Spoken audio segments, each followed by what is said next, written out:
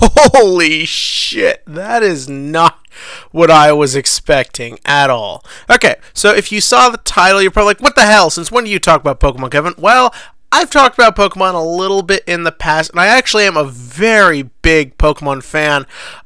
Next to Yu-Gi-Oh!, it's probably my favorite, like, franchise and sort of hobby thing to do. I love the video games and stuff. There's not really an interest in Pokemon in my area. Like, I would love to get more, like, VGC and stuff, but there's just nothing around here for it. So, honestly, other games and stuff take the forefront, but Pokemon has always been a huge part of my life.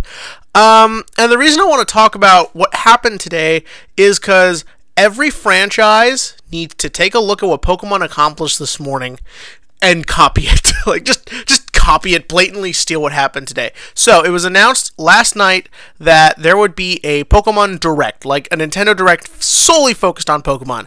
I was hearing friends say it was Diamond and Pearl remakes, Pokemon Stars or Eclipse or whatever the hell you want to call it, and I elected to stay off all forms of social media. I just uploaded my video and watched my anime, and that was it. Because I didn't want this getting spoiled like Sun and Moon was, where it got leaked on a trademark site the night before. So, at 10 a.m. this morning, I tuned in, and I saw the Nintendo Direct, and I was like, what the hell? They're doing Pokken, or whatever the hell it is. I don't care about that. I mean, don't get me wrong. A lot of people love Pokken, and that's great. It's a gorgeous looking game. I love all the texture and detail, but I don't really have an interest in it. Also, I don't have a Switch, and I don't really feel like buying one. I'm kind of a cheap bastard.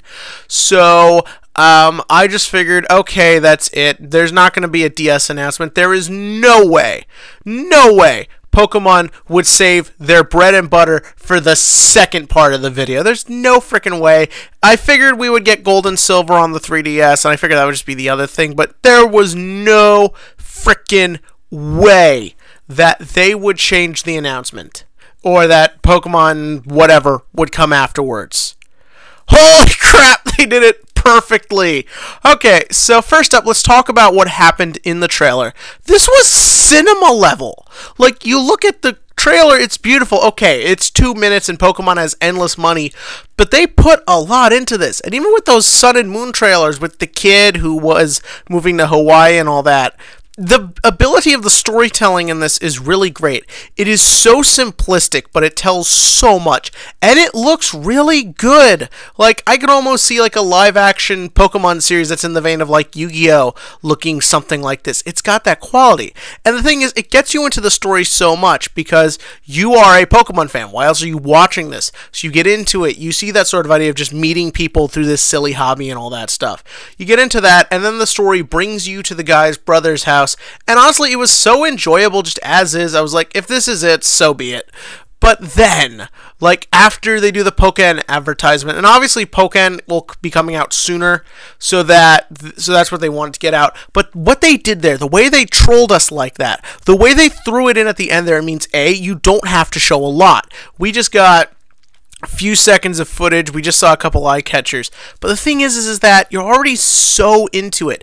Or you don't care and you're just sitting there, and then they throw it and you're like, bam! Like, here it is. Here's our big thing, and it sticks out to you. All I've been hearing about all day was talking about how awesome this trailer was and all that, and it is a genius, brilliant trailer. Again, it's that fact that it puts you into the world, and it throws you into the story, and it's quality. It's really well done, and Pokemon is not afraid to go that extra mile to get you into it. And that is the mindset we should see in everything, but often don't. And Pokemon has always strived for excellence and strived for the next level. And that's just what I love. That was, I felt that pure representation here. And it was all on the screen and was all based around your immersion. As for the Gold and Silver on the DS, great, saw it coming, but it's cool to see it. One thing that could be neat is maybe if they bring in the time machine feature or figure out a way to make that work with your red, but probably not. As for Ultra Sun and Ultra Moon, I don't really have a ton to say about it. Either it's set in an alternate timeline, or it's just updated graphics, or whatever. We'll know more as time goes by. I love the look of Necrozma, Solgaleo, and Lunala. A lot of people say it looks almost like a weird armor. I'm seeing a lot of Zoid references people are making and stuff like that. I kind of liked that. I actually didn't, even though 5th Gen are my favorite Pokemon games, I wasn't too crazy about the fused Kyurem. I think they just kind of looked like a mess.